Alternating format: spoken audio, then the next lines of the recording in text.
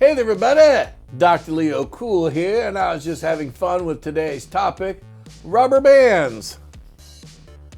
This is a very useful object, especially like most items on the show, it has been around for a very long time.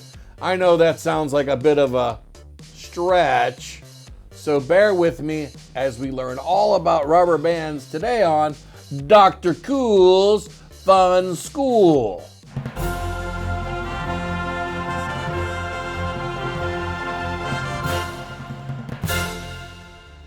So what is a rubber band? Well, they're made out of synthetic rubber or natural rubber, which means they have more elasticity, which means stretchy. Now, strips of rubber were used thousands of years ago by the Mayan people, Aztecs, and other Mesoamericans. The word Mesoamerican means a group of folks who lived in central Mexico to Nicaragua and Honduras. Now, natural rubber comes from a sap from a rubber tree. This tree is cut and a tap is placed into it and the sap drips into a bucket. It's kind of how maple syrup is harvested, but I would not say this to your folks the next time they serve you rubbery pancakes. The modern rubber band was invented by an Englishman named Stephen Perry in 1845. Now, rubber bands release energy with stretch, but also absorb heat when retracted. They come in many different sizes, shapes, and colors.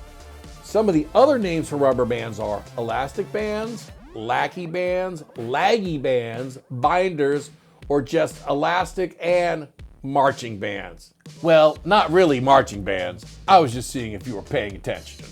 Now, rubber bands are used in the flower industry and used for newspaper delivery and for holding items like pens, pencils, decks of cards, and vegetables like asparagus and celery.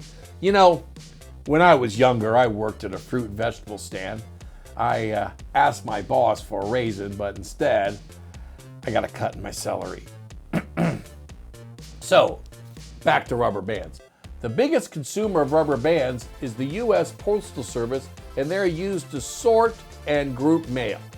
Now, you might think rubber bands are silly until you need one. I'm Dr. Leo Cool, and I'll see you next time on Dr. Cool's Fun School.